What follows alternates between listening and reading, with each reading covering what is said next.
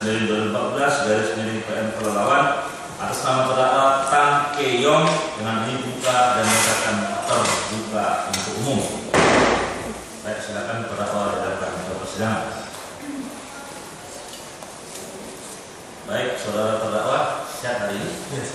Ya, sesuai dengan berita acara sidang yang lalu, hari ini kesempatan bagi saudara melalui penasihat hukum untuk menyampaikan nota keberatan resepsi terhadap tuduhan atau dakwaan yang telah dibacakan oleh penuntut umum pada persidangan sebelumnya. Untuk menghemat waktu, ya penasihat hukum tadi kan sudah sama orangnya kan, seperti yang sidang pertama tadi ya, kita usah cek lagi ya. Ini kan penuntut umum ya, sudah kita lakukan sama saya seperti tadi. Silakan bisa dibacakan resepsinya. Silakan baca. Nota keberatan atau eksepsi ini merupakan hak bagi terdakwa atau penasihat hukum berdasarkan ketentuan pasal 156 ayat 1 Kitab Undang-Undang Hukum Acara Pidana selanjutnya disebut KUHP yang menyatakan dalam hal terdakwa atau penasihat hukum mengajukan keberatan bahwa pengadilan tidak berwenang mengadili perkaranya atau dakwaan tidak dapat diterima atau surat dakwaan harus dibatalkan, maka setelah diberi kesempatan kepada penuntut umum untuk menyatakan pendapatnya, hakim mempertimbangkan keberatan tersebut untuk selanjutnya mengambil keputusan bahwa salah satu fungsi fundamental dari surat dakwaan adalah untuk menentukan batas-batas pemeriksaan dan penilaian hakim terhadap suatu perkara pidana. Oleh karena itu, surat dakwaan haruslah dirumuskan secara cermat, jelas dan lengkap demi kepentingan para pihak, terutama bagi terdakwa yang telah dijamin haknya di dalam melakukan pembelaan terhadap tindak pidana yang didakwakan kepadanya. Bahwa pada prinsipnya surat dakwaan yang disusun dan dibacakan oleh penuntut umum telah dimengerti oleh terdakwa. Namun demikian, setelah dibaca secara teliti dan cermat, masih terdapat hal-hal yang kurang jelas dalam dakwaan. Selain itu, pernyataan pengerti atas dakwaan tidak berarti terdakwa atau penasihat hukum terdakwa menerima isi dan tuduhan yang dituangkan dalam surat dakwaan tersebut, yaitu melakukan izin melakukan budidaya tanaman perkebunan dengan luasan tertentu tanpa izin usaha perkebunan.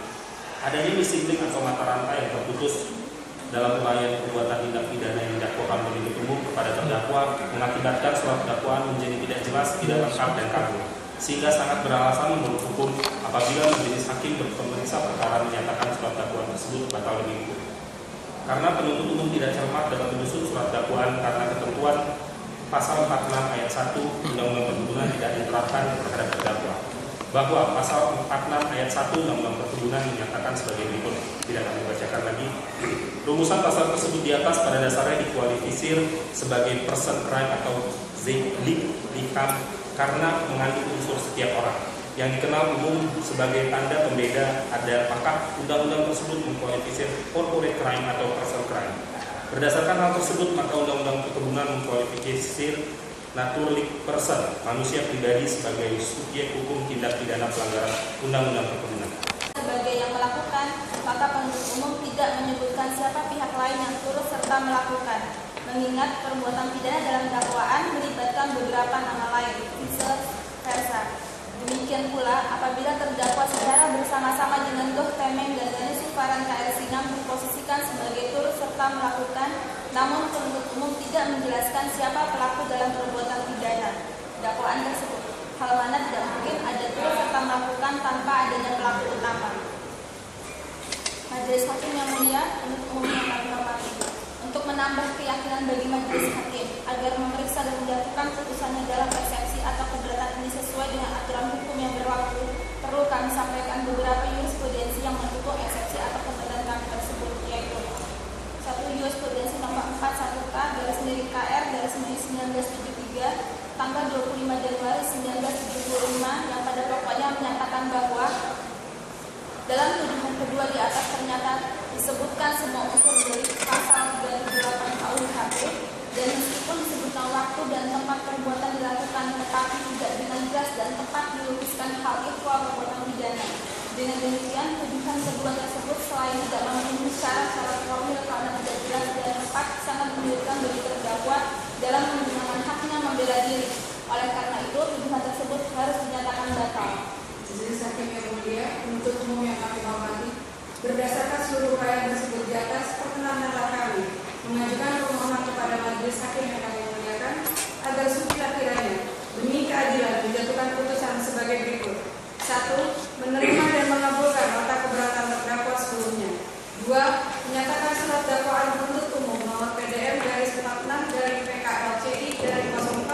2014 tertanggal 29 April 2014 batal demi hukum atau setidak-tidaknya tidak dapat diterima. 3. Membebaskan terdakwa dari segala dakwaan penuntut umum.